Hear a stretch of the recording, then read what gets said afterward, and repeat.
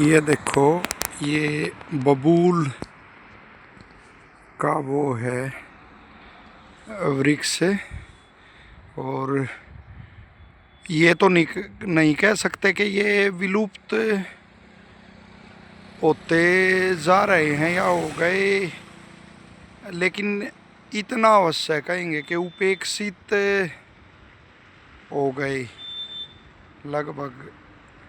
उपयोग की दृष्टि से बहुत ही उत्तम दातून इसकी होती है बबूल की, जो मधुर रस वाले हैं द्रव्य।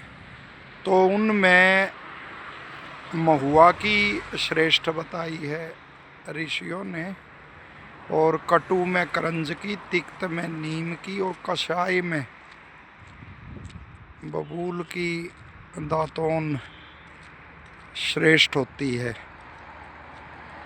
तो बचपन में खूब की होगी आपने भी, जो गांव में रहते हैं। धीरे धीरे तो वो अनेक प्रकार की पेस्ट आदि और वो आ गई, तो बड़े वो होते थे। बाल्यावस्था से ही वीरता के ऐसे भाव होते थे। हमने भी खूब तोड़ी हैं और हाथों से ही तोड़ लेते थे। जब छोटा होता है ये झाड़ी नुमा, तो उससे भी तोड़ लेते थे। कई दंड रखते थे तो उससे तोड़ते थे। तो कषाय और भी रस इसमें होते, मधुरता भी होती विपाक रूप में, और वैसे भी होते हैं रस इसमें। तो ये बड़ी श्रेष्ठ होती है।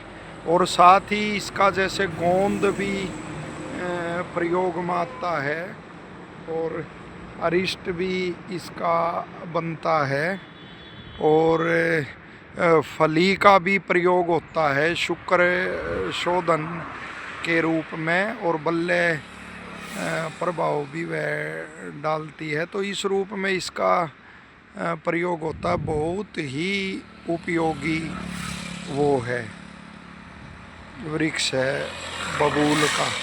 तो इसकी जैसे कहा गया है, आयुर्वेद के आचार्य बताते हैं कि 12 अंगुल लंबी दातून होनी चाहिए, और कानी अंगुली जितनी वो मोटी होनी चाहिए, और उसको चबा के अच्छी तरह, और कूची उसकी बना कर अच्छी तरह चबा के आगे से, और फिर ये लिखा एक एक दांत को अच्छी तरह से उसे मसलना चाहिए।